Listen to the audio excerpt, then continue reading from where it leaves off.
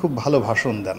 এই ভাষণ আপনার আসলে হরগঙ্গা মুন্সিগঞ্জ হরগঙ্গা কলেজে এই ভাষণ চলবে না। তাদের শুধুমাত্র বিদ্যা আছে, মানে বিদ্যা আছে কিন্তু অভিজ্ঞতা নেই, জ্ঞান আছে কিন্তু প্র্যাকটিস নেই।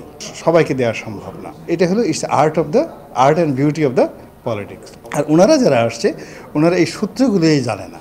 টিআর কীভাবে বিতরণ করা হয়, মিলিটারি দিয়ে আসলে দেশ শাসন হয় না, পুলিশ ছাড়া দেশ চলে না। বেশিরভাগ জ্ঞানী পণ্ডিত লোক তারা সমাজে অপদস্থ হয়েছে, বেশিরভাগ নীতিবান সৎ লোক এরা মানে গণপিটুনির শিকার হয়েছে। প্রথমত তাদের কারোরই রাষ্ট্র পরিচালনার অভিজ্ঞতা নেই। 2 নম্বর হলো তাদের কারোরই পলিটিক্যাল অফিস হোল্ড করার অভিজ্ঞতা নেই। পলিটিক্যাল অফিসে কিন্তু মানে নির্বাচিত হয়ে একটা মন্ত্রীর চেয়ার, সংসদ সদস্যের চেয়ার বা উপজেলা চেয়ারম্যানের চেয়ার, এটার একটা পলিটিক্যাল উত্তাপ আছে। এই অভিজ্ঞতা এখন কারোরই নেই। তাদের শুধুমাত্র বিদ্যা আছে, মানে বিদ্যা আছে কিন্তু অভিজ্ঞতা নেই, জ্ঞান আছে কিন্তু প্র্যাকটিস নেই। আর রাজনীতি করার জন্য যে অভ্যাসটি, প্রত্যেকটা রাজনৈতিক অফিসে যারা বসেন তারা জনগণের সাথে খুব সহজে মিশে যেতে পারেন এবং খুব সহজে জনগণের আকাঙ্ক্ষা বুঝতে পারেন, চাহিদা বুঝতে পারেন। এই জন্য হয় কি, রাষ্ট্রের যে দেওয়ার ক্ষমতা খুবই অল্প আর জনগণের চাহিদা অসীম। তো পলিটিক্যাল যারা লোকজন আছে তারা করে কি, এই 99.90% তারা করে কি, এই কৌশলী কথা বলে, তারপর জনগণকে মিষ্টি কথা বলে, কাউকে চা খাইয়ে, কাউকে মুড়ি দিয়ে, কারো পিঠে হাত বুলিয়ে, কাউকে লক্ষ্মী বলে, সোনা বলে এই সমস্যাগুলো পলিটিক্যালি সলভ করে। কেননা এই সবাইকে দেওয়া সম্ভব না।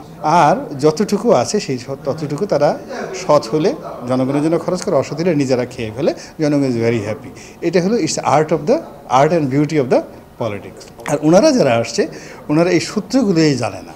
টিআর কীভাবে বিতরণ করা হয়। বাংলাদেশের মনে করেন টোটাল টেকনাফ থেকে তেঁতুলিয়া পর্যন্ত ত্রাণ মন্ত্রণালয়ের, পুনর্বাসন মন্ত্রণালয়ের যে টিআর যায়, কাবিখা যায়, 40 দিনের কর্মসূচি যায়, এটা প্রান্তিক লেভেলে টাউট বাটপার পলিটিক্যাল পান্ডা এদেরকে ঠান্ডা রাখে এবং তারাই কিন্তু পুরো দেশটাকে উত্তাল করে ফেলে। দ্বিতীয় যে জিনিসটা আছে শিক্ষা প্রতিষ্ঠান, সেই শিক্ষা প্রতিষ্ঠানের অনেকগুলো বিষয়াদি রয়েছে, প্রাইমারি থেকে একদম বিশ্ববিদ্যালয় পর্যন্ত। এখন যিনি শিক্ষামন্ত্রী হয়েছেন বা তার সাথে সাথে যারা জড়িত আছে, এরা এই বিষয়গুলো কতটা সফল হতে পারবেন সেটা হলো যে যতদিন পর্যন্ত বিশ্ববিদ্যালয় চালু না হবে, ছাত্র সংগঠনগুলো কীভাবে আচরণ করে, তাদেরকে কীভাবে তারা নিয়ন্ত্রণ করে, এটা আমরা এখনও পর্যন্ত বুঝতে পারছি না। এরপর হলো পুলিশের একটা বিশাল ভূমিকা। আপনি তো ইতিমধ্যে প্রমাণিত হয়ে গেছে, মিলিটারি দিয়ে আসলে দেশ শাসন হয় না, পুলিশ ছাড়া দেশ চলে না। সেই পুলিশকে নামানো হয়েছে যার মোরাল ক্যারেজ এটা একেবারে ধ্বংস হয়ে গেছে।